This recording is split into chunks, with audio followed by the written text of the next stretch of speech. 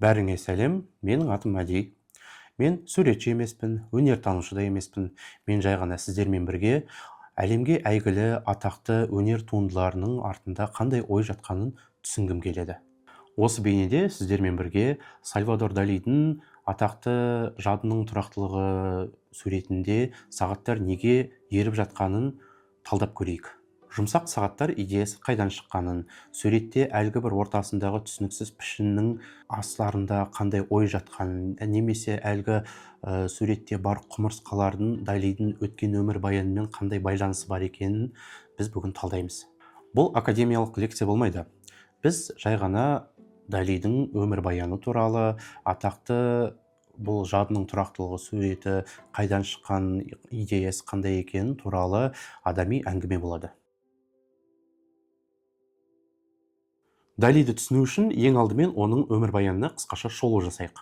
Ол 1904 жылы Каталониядағы Фигарас деген шағын қалада дүниеге келген. Бірақ ол туғаннан бастап оның өмірі бірден басқа жолға түсті. Ол дүниеге келгенге дейін бір жыл бұрын әке-шешесінде бір бала туған.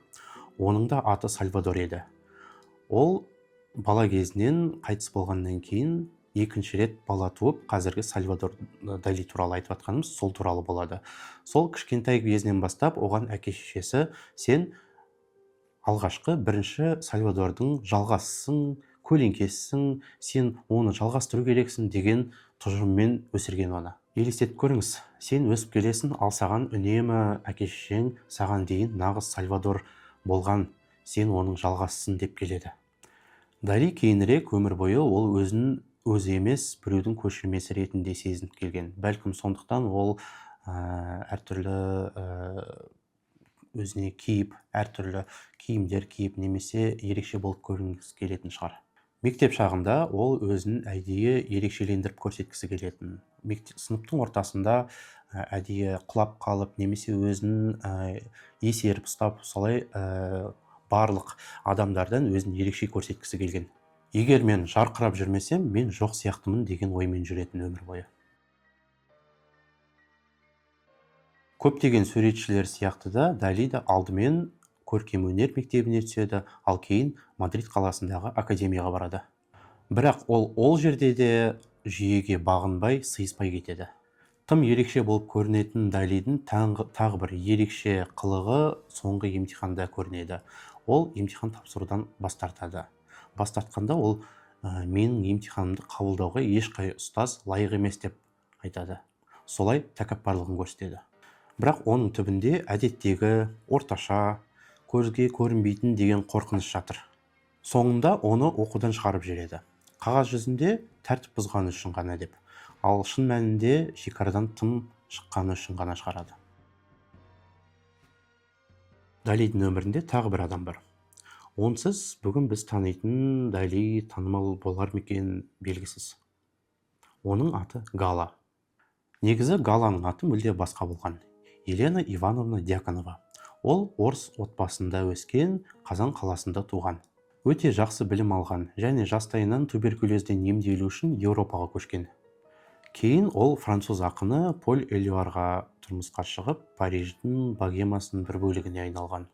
Дәл осы богеманың арасында мәз-мейрам болып жүрген кезінде ол жас Далимен кездеседі.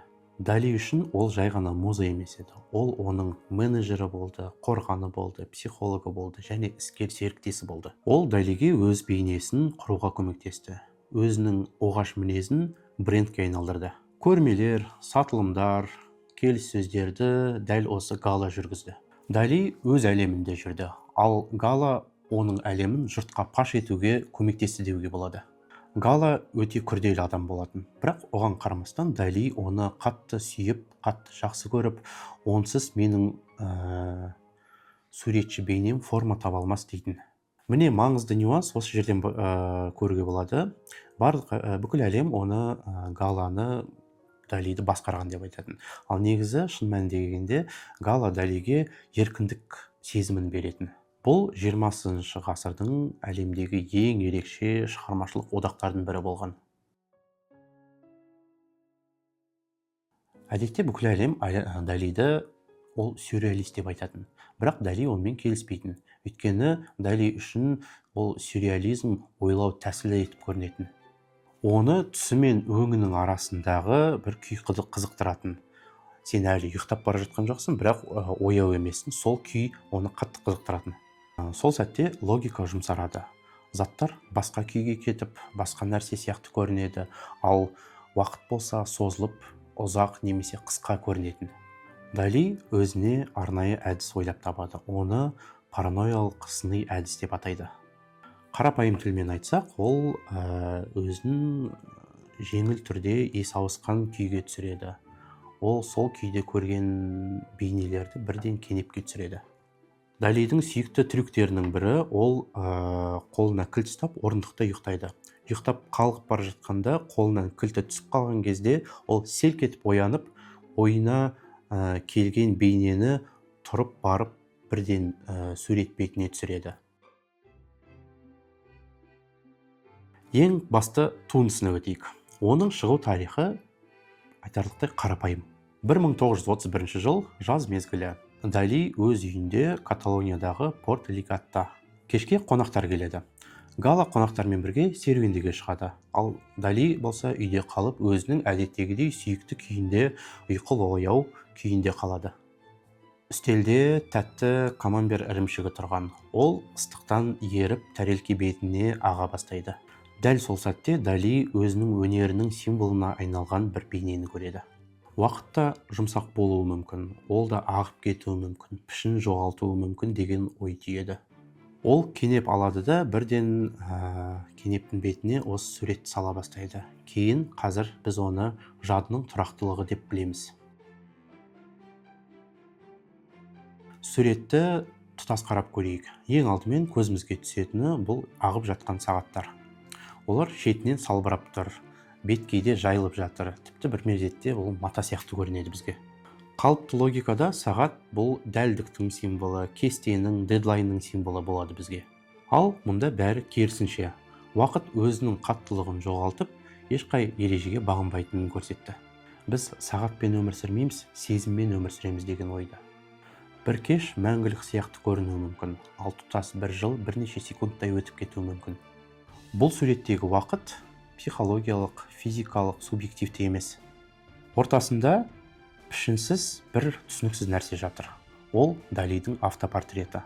Ол өзінің бейнесін емес, ол іштей өзінің қалай сезінетінін көрсеткен. Сүйексіз, шекарасыз, өзі де бір жағынан ұйықтап жатқан сияқты, бір жағынан өңінде сияқты бір өзінің бір сүйікті сезімін көрсеткісі келген.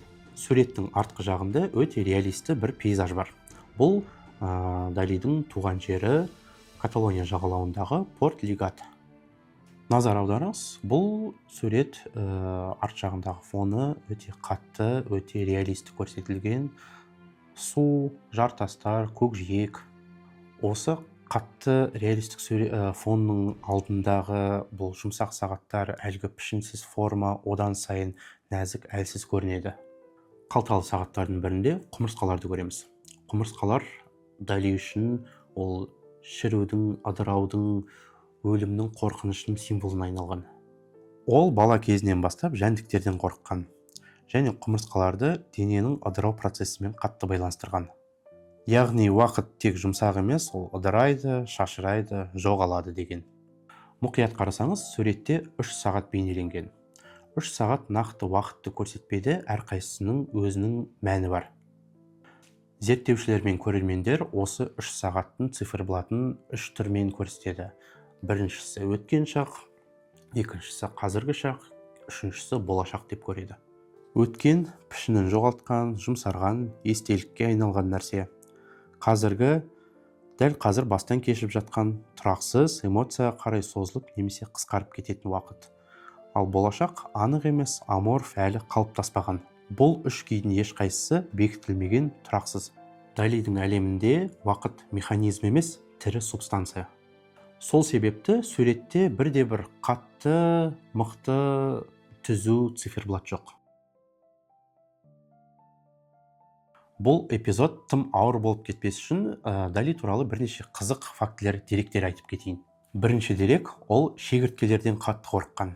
тіпті шегірткенің суретін көрген кезде дүрбелең салатын. Сонымен қатар ол өз суреттерінде жәндіктер мотивін қайта-қайта сала беретін, өзінің ішкі қорқынышын осылай басқысы келетіндей.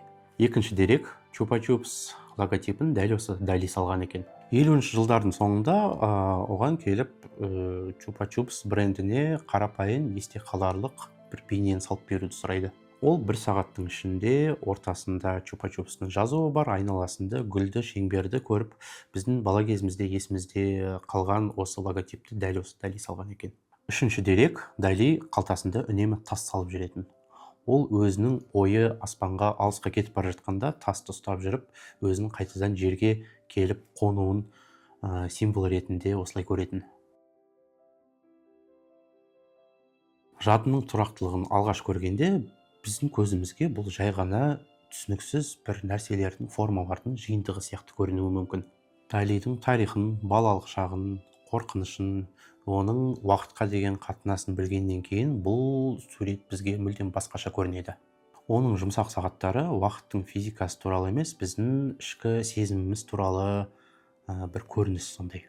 Уақыт әрдайым циферблат көрсеткен нәрсе емес. Кейде жай ғана бір әңгіме біздің өмірімізді 10 жылдан да қаттырақ өзгертіп жіберуі мүмкін. Сондықтан мен осындай туындыларды жақсы көремін. Ол біздің ішкі жан дүниемізді ақтарып, жаңа бір шындыққа шығарады. Мен өнертанушы емеспін, мен суретші емеспін. Мен жай ғана сіздермен бірге осындай түсініксіз суреттерді, өнер туындыларды түсініп танығым келеді. Бұл арқылы біз өзіміздің ішкі жан дүниемізде не жатқанын басқаша көзбен қарауға көмектеседі. Соңына дейін қарағандарыңызға рахмет. Сіздермен бірге болған мен Мәди.